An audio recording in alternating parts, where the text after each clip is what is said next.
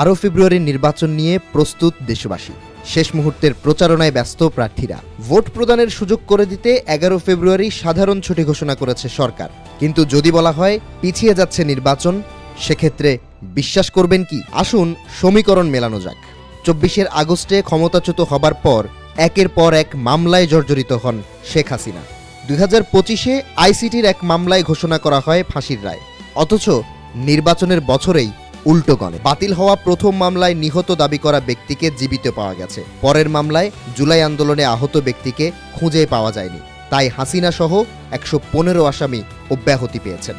শতাধিক মামলার মধ্যে মাত্র 2টি মামলায় শেখ হাসিনার অব্যাহতিকে ছোট ঘটনা মনে হচ্ছে। ভাবছেন মৃত্যুদণ্ডাদেশ পাওয়া একটি মামলার রায়ই যথেষ্ট?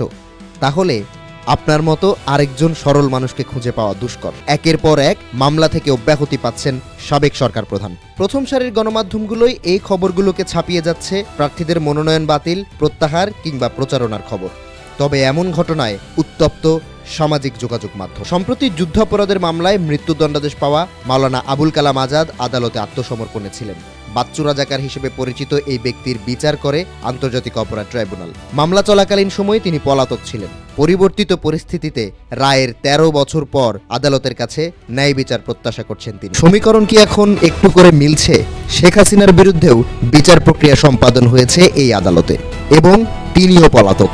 আদালত যদি মাওলানা আবুল কালাম আজাদের মৃত্যুদণ্ডাদেশ বাতিল করে, একই প্রক্রিয়ায় কয়েক বছর পর রেহাইয়ের সুযোগ পাবেন শেখ হাসিনাও। কিন্তু এর সাথে নির্বাচনের সম্পর্ক কি? উত্তর হলো আওয়ামী লীগের সাম্প্রতিক কার্যকলাপ। চলতি মাসেই প্রথমবারের মতো দিল্লিতে সংবাদ সম্মেলন করেছেন দলটির শীর্ষ নেতারা। সাবেক পররাষ্ট্রমন্ত্রী হাসান মাহমুদ জানিয়েছেন, ডক্টর ইউনূসের বদলে অন্য কোনো সরকার আসলে নির্বাচনে আসবে আওয়ামী লীগ। এর মধ্যে গেল সপ্তাহে কয়েকবার নির্বাচন বর্জনের ইঙ্গিত দিয়েছে এনসিপি। পরিস্থিতি কেমন যেন ঘোলাটে হয়ে যাচ্ছে না? নির্বাচনের আগে কোথা থেকে যেন সামনে আসছে আওয়ামী লীগ ও শেখ হাসিনার প্রসঙ্গ। ডক্টর ইউনূস কিছুদিন আগেই বলেছিলেন, পতিত আওয়ামী লীগ নির্বাচন ভণ্ডুল করার চেষ্টা করছে।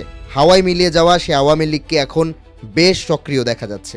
অন্তর্ভুক্তিমূলক নির্বাচনে পশ্চিমাদের চাপের মধ্যে সাম্প্রতিক ইস্যুগুলো শক্ত হাতে সামাল দিতে পারবে প্রশাসন, নাকি পরিস্থিতি নিয়ন্ত্রণের নির্দেশ আসবে সেনা সদর থেকে? এখন সেটিই দেখ। স্বৈরাচার হিসেবে খ্যাত সাবেক প্রধানমন্ত্রীকে ফেরানোর জন্যই কি এমন নজির রেখে যাচ্ছে অন্তর্বর্তী সরকার? সেই প্রশ্ন থেকেই যাচ্ছে।